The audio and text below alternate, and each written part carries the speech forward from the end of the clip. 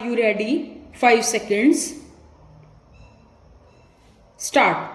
While dealing with a claim petition in terms of section 166 of the Motor Vehicles Act, 1988, a tribunal stricto sensu is not bound by the pleadings of the parties, its function being to determine the amount of fair compensation in the event an accident has taken place by reason of negligence of that driver of a motor vehicle stop. It is true that occurrence of an accident having regard to the provisions contained in section 166 of the act is a sine qua non for entertaining a claim petition, but that would not mean that despite evidence to the effect that death of the claimant's predecessor had taken place by reason of an accident caused by a motor vehicle, the same would be ignored only on the basis of a post-mortem report. Stop. Stanza. The deceased was a constable. Stop. Death took place near a police station. Stop. The post-mortem report clearly suggests that the deceased died of a brain injury. Stop. The place of accident is not far from the police station. Stop. It is, therefore, difficult to believe the story of the driver of the bus that he slept in the bus and in the morning found a dead body wrapped in a blanket. Stop.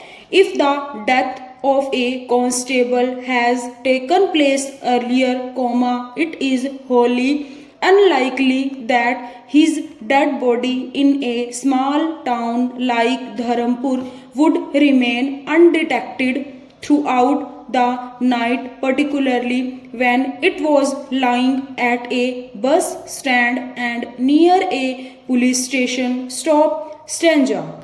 Learned tribunal, in our opinion, has rightly proceeded on the basis that apparently there was absolutely no reason to falsely implicate the respondent numbers 2 and 3. Stop. Claimant was not at the place of occurrence. Stop. She, therefore, might not be aware of the details as to how the accident took place, but the fact that the first information report had been lodged in relation to an accident could not have been ignored. Stop. Some discrepancies in the evidences of the claimant's witnesses might have occurred, but the core question before the tribunal and consequently before the High Court was as to whether the bus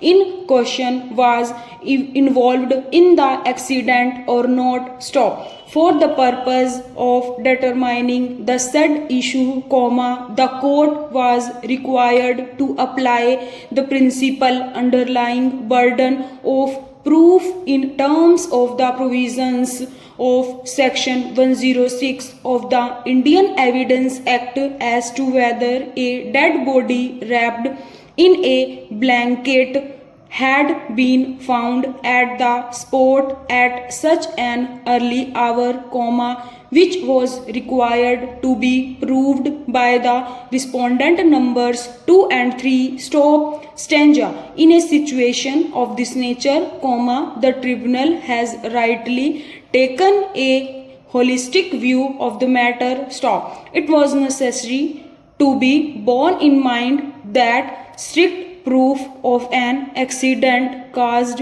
by a particular bus in a particular manner may not be possible to be done by the claimants. Stop. The claimants were merely to establish their case on the touchstone of preponderance of probability. Stop. The standard of proof beyond reasonable doubt could not have been applied. Stop. Over.